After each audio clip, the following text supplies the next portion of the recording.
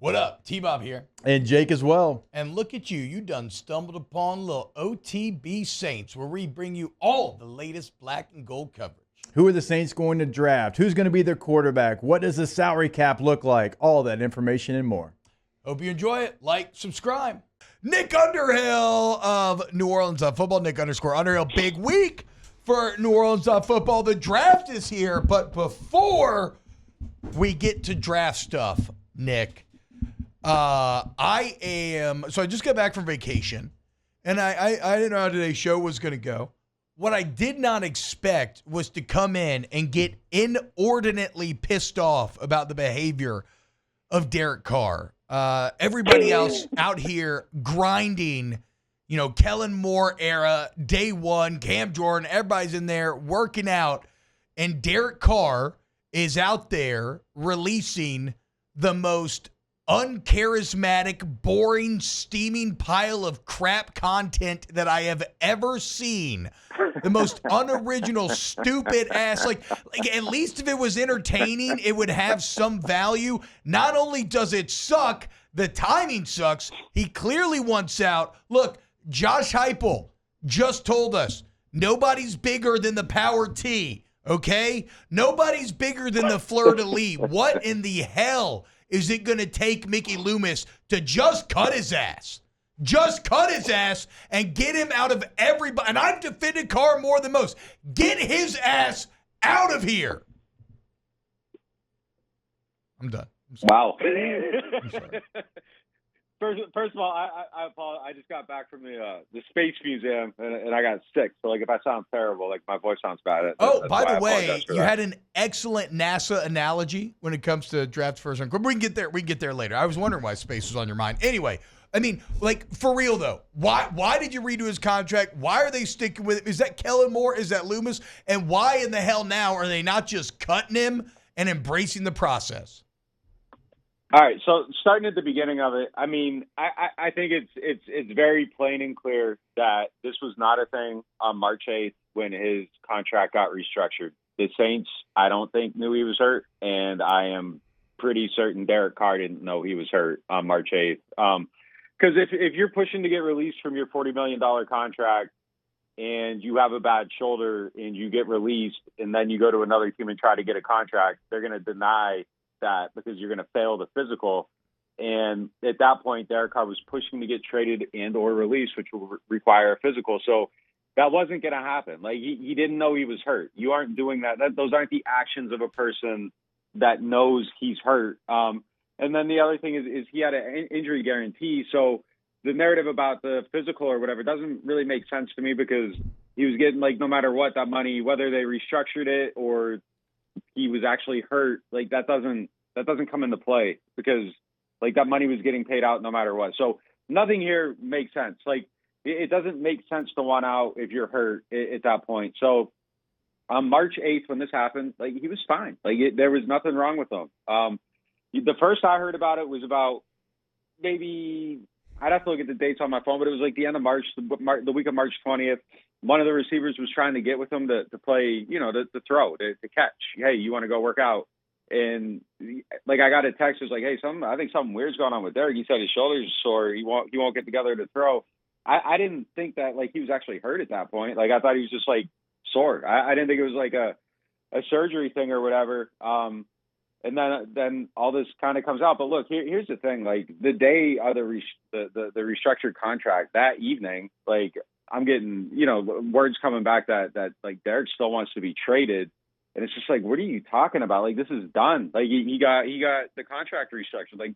He can't get traded now. It's just they've guaranteed that you wouldn't pay $40 million to someone to trade him. And still at that point, he did not want to be part of the team.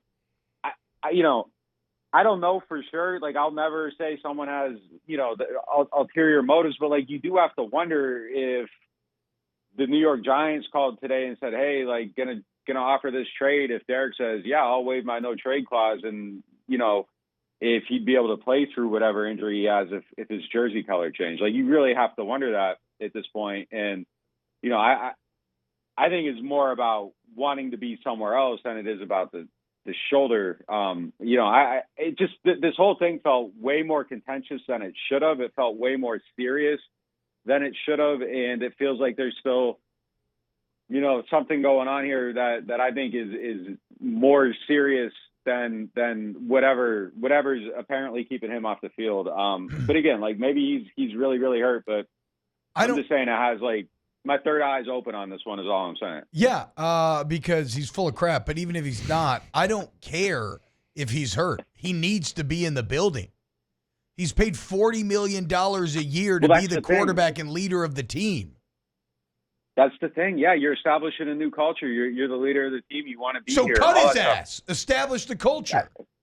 That's what I would do. Man, I wrote the story last week. I'd get him out of here. Like, I wouldn't want him. You're trying to establish a new culture. This is going on, all that stuff. I get it probably has to wait until June 2nd, and that's fine. But then on June 2nd, like, this needs to happen. Like, it's a thing where it's not an established coach with an established culture and in a winning locker room where you can kind of absorb some of these problems. Like, you're setting what it is now with a new coach on a bad team that's going to lose a lot of games, and the only way you're going to become a good team going through this is by having everybody bought into the program. And you can't have, for better or worse, this man is the face of the team right now. You're the quarterback of the team. You can't have that going on.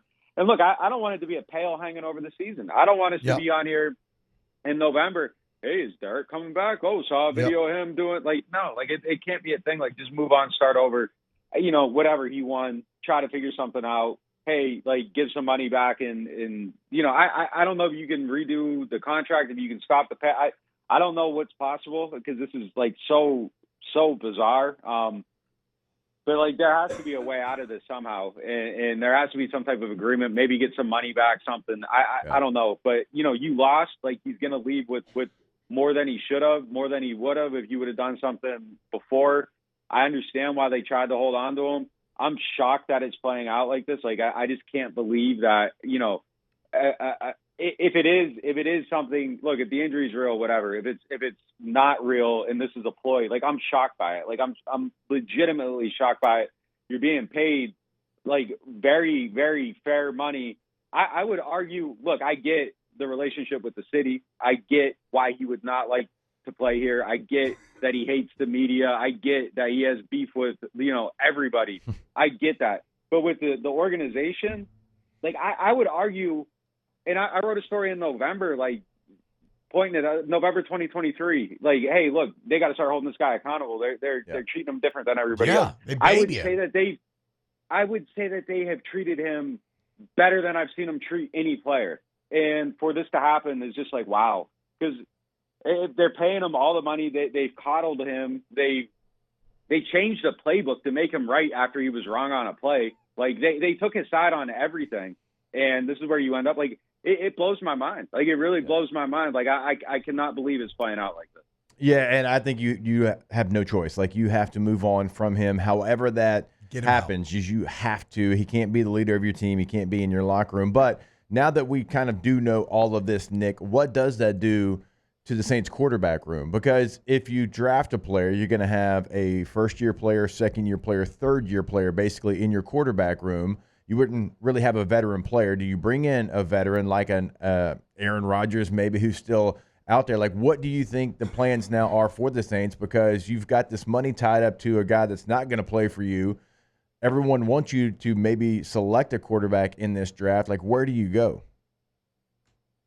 I got my feeling is pretty strongly no on a veteran if they don't get one in this draft. I think they'd roll with what they have and try to see what Rattler can do. And I think ultimately if the draft played out in a way where they aren't able to get the one quarterback they want, I would say they probably roll with Rattler and just are fine with whatever happens. Either you strike gold or, you're drafting Nussmeier or Sellers or somebody next year maybe. I think that's probably how it would play out. But I think they go with their guys that they have. I think that, they try to draft one guy and kind of go from there. But yeah, I think it's just kind of boom or bust with what they got at this point. Talking to Nick Underhill, neworleans.football is the site, and the site's on fire right now, guys. Like in a good way. Yeah, sorry. Like in a good way. Like it's very functional. I mean, like it's like they're releasing a lot of good articles right now about breaking down a very important time for the New Orleans Saints. So one of the lines, and I think it's in your piece in which you are talking about offensive tackle, and we can get into that. But one of the lines has to do with basically, or one of the paragraphs has to do with basically, look, do not trade up. I agree. Okay, in the Saints context of being having an awful cap and an awful roster, every single rookie deal has added value and takes on greater importance. Is there a quarterback here? Look, the thing is, I know it's fruitless because I know Mickey's going to trade up anyway, just because he will. But like, is there a quarterback that you would maybe give a tacit approval to trading up for? Me? No. Yeah. No, me? No. And I'm sorry, and to be be clear about the context of my question, I'm saying, let's say you draft either tackle, Warren, whatever at 9, and then, the trade up then would be to get, maybe a little bit up. But you're saying no, even in that context. Yeah, I wouldn't like it. On draft night, I wouldn't like it. Obviously, these are things where, hey, look, if it works, like, it's the greatest trade in the world, and you evaluate it as you get new information. But after watching all of them, no, I mean, there's nobody that I would need to have. There's nobody that I would definitely want to throw possibly a future pick on, because if you're going up, what if it takes next year's second and that second's pick 33, pick 34? It's basically a first rounder. Like, I don't want to see that. I don't think anybody's that. I don't look at anyone where I go, hey, this is the guy. And I even include Cam Ward in that. Like, there's no one in this class where I would strongly bet my future on them. But they are going to trade up, I think. I think they're going to try. I think, man, the dream scenario here is if Genty falls and there's, rumors that Sean Payton wants him, maybe you could trade back to 20. Oh, that'd be great. You take Josh Connerly at 20, get your tackle, and then maybe you're in the second round and you take maybe you package your 2 seconds to go up and get Tyler Shuck or something like that. Like, I would be okay with that type of trade if you pick up something from Sean that you could package with 40 to get your guy. But I don't know. I don't or see select it. both, or just use all the picks. Just use all the picks and try to infuse this roster with some youngness as you start this new era. I think they pick at 9, and then I think they try to get up in the second or get up in the first, get up in the bottom of the first, and I think that would be for Tyler Shuck. I think that's probably how it plays out. I haven't seen them mock to any receivers recently, and that's how this process kind of started, was pass catcher, and now it seems to be offense, defensive line, maybe Tyler Warren if he's there. Then it kind of goes to quarterback. Like, the Saints need help at receiver, right? I mean, Chris Olave, the concussion deal scares you. Obviously, a very serious matter. Rashid Shaheed continues to be injury plagued. Last year, you were playing with guys off the street. I know you signed Brandon Cook, but like that's somebody that better days are behind it. Like, why not receiver maybe at 9 or 40? So I think the problem at 9 is that there just isn't the guy there. And then at 40, I think they really like Higgins, the 6'4" guy.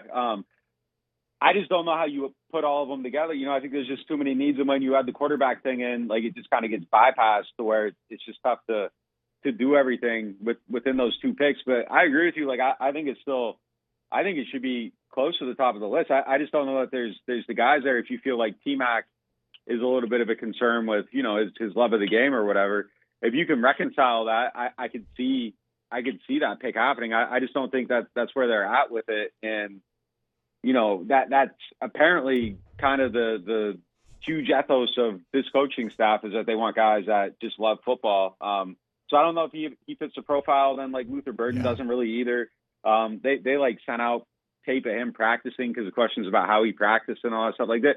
So I just don't know, like, if the class is really there. I think there are some guys at 40, and if you're going non-QB there, I think it's a great spot to get one. And honestly, we did this like event last night. Like, my dream draft for them would be Genty at 9 and Higgins at 40. It's kind of how I would love to see this thing play out. I think they need OT. I think they need pass rusher. I just don't love any of the value of those guys at 9 that are probably going to be there. I do like Michael Williams, but I think it's kind of a little bit too boomer busty when you look at him. And that's just probably PTSD from other Saints pass rushers that they've drafted. I'm probably bringing in old stuff into it, like into that evaluation.